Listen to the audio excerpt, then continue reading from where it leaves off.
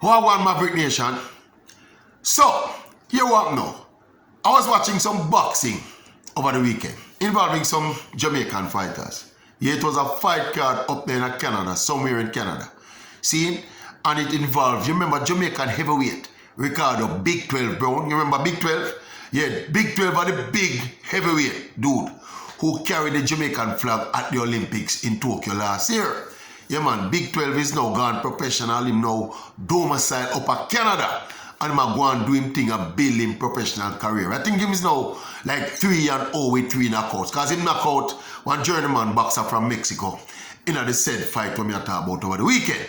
See, and we have to say big up Ricardo Big 12 Brown, you know. He's a man who I know personally. Remember, I met him along the way in his struggles to become a professional boxer. And I remember saying it to him. It was about 2 or 3 years ago. I said to him, so you take so long to start box, brother. And you're so big and tall and powerful. You have all of the attributes would make you a classic boxer. And him say, well, I just saw it goes Jamaica, him there, and him never sure where the opportunity to do a lie. And not a lot of professional boxing take place in Jamaica and all of them. Something there. So eventually now something, him doing thing now, he made the Olympic team, he went to the Olympics, had the distinction of carrying the Jamaican flag. That's not a normal distinction, you know, to carry the Jamaican flag at the Olympics. He never really distinguished himself in the ring in Tokyo still. He got beat by what was it, an Indian boxer, I think, in like the round of 16. See, but anyway, Big 12 are doing thing. See, but me just watch Big 12. I was watching Big 12 and the fact that me know Big 12 story personally. And I think to myself again, right? Say, boxing in and of itself is inherently a violent sport, right? The nature of boxing is that one individual inflict hurt and pain on another individual. That is the nature of the game, you know. You see, yeah. You go in a ring, you have a limited space, and your mandate in the ring is to thump and beat up the other person. That's a boxing. That is inherently violent. No, nobody can deny that Jamaica is one of the most violent. Well, let me put it this way. Jamaica has some of the most violent people in the world. Yeah, that is not up a speculation or that's not in an opinion. Yeah, there's an index that is put out of the most violent countries in the world, and them use some indices to determine what them call the most violent countries. And Jamaica, they're very close to the top on that list. So Jamaica is inherently a violent place with violent people. All right. So my idea now, and my thought process start go towards, why is it that we haven't been able to capture the essence, that particular essence of the Jamaican personality, that aggression and that violence, and channel it officially and formally in something that will allow us to do it legally, yeah, and put us in a lucrative industry. We are talking prize fighting, you know, the same professional boxing. Yeah, man. I think it is something that we could have strategically and meticulously plan and execute. Yeah, because what we will basically doing, you know, is to capture a natural tendency and a natural trait of Jamaicans and channel it in a certain positive place where they can make some money off of it.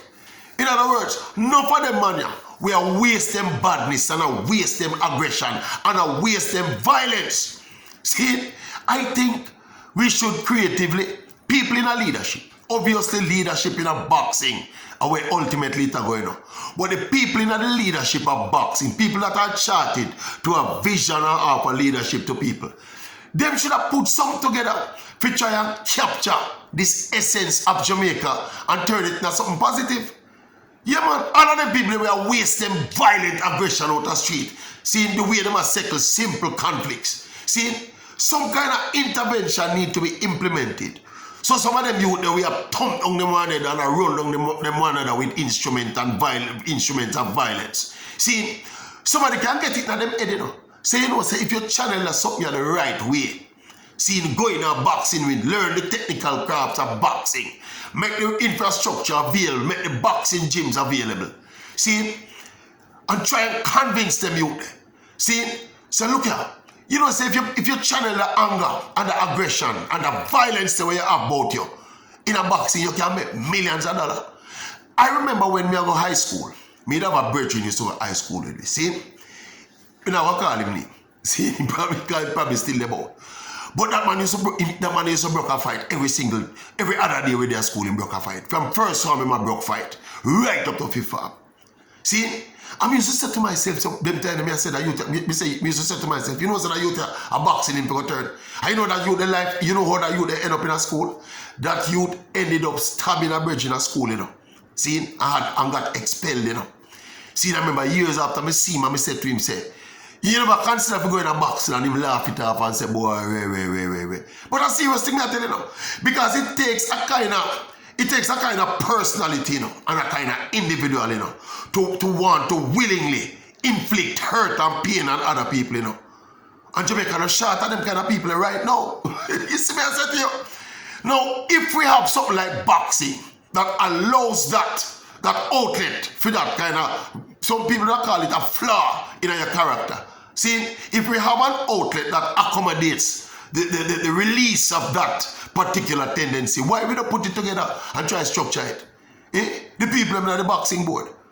Has the boxing board ever even taught the people, the functionaries, the leadership of the boxing board, them ever really think about that something and say how violent Jamaicans are? And boxing, them are govern a violent sport. Why are they not doing more to capture more of the waste violence where we have spread all over the country right now? A real thing, man. As I said, I'm glad I watched the boxing over the weekend and it inspired me. It's not the first time I think about something, you know, and I've discussed it with people before. But it's like it ignite again upon watching Big 12 the other night when Big 12 come out of the ring and the Jamaican music and the Jamaican colors on him gloves and Jamaican color on him shorts. See? I mean, I said that's another Jamaican out there and do it in a boxing. So me I say more Jamaicans. I remember we have a history in boxing, you know. It's just that we haven't had a really recent success story for show up as a poster person and say, yo, young Jamaicans, this is a professional boxer making millions out of boxing. Try and go down this path. We don't have enough of that in recent times, but we have a history of boxing. Yeah, man, we have from Mike McCallum, before that we had Percy Hills and Bonnie Grant, and we had Light Onigan, we had Shrimpy Clark to a lesser extent. We had a boxer named Nicholas Axman Walters up to quite recently. See, some of you throw that out to the boxing authorities in Jamaica. Think about it. What do you think about that, YouTube family? Yeah, these are the kind of things, you know, that first world countries do. And countries like Jamaica tend to look on and react after we see some other people do them things, you know. This is what people do, you know, people with vision and forward thinking. This is what they're doing for them space, you know.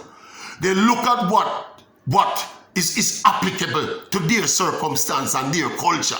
And then try and monetize it. Yeah, this is a monetizing activity me I talk about, you know. And that you're going to use and dangle the carrot for the youth, because you can't use nothing else and dangle the carrot for the youth up today, you know. Dangle money, millions of dollars can be made out of boxing.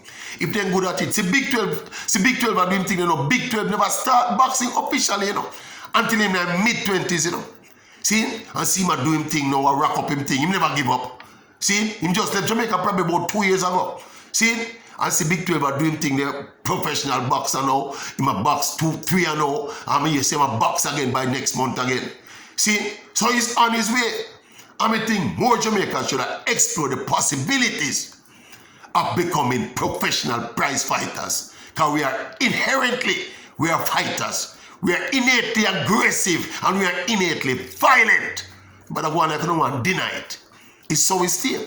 See, and if we can capture it, remember I said this is by and large still, you know. You talk about the younger generation still, you know. Because older people, when you get older, you kind of put on violence and other things. But boxing is in and of itself an activity for young people. So it kind of go without saying. But think about it, people. Yeah, man, real truly. What do you think about it? Is that not a brilliant idea by the Maverick? And the Maverick can overthink. And just so the genius man work, you know. I think it's something that we should be considered. We should consider, rather. Yeah, man. Yeah, man. I think pound for pound, based on our culture and our personality and how we socialize and how we stay, I think based on how we are aggressive and violent, we should have more world boxing champions come from Jamaica. Drop me a comment. Drop me a comment. I want you want to feel about that idea. Me a bounce that idea, yeah, off of my YouTube family.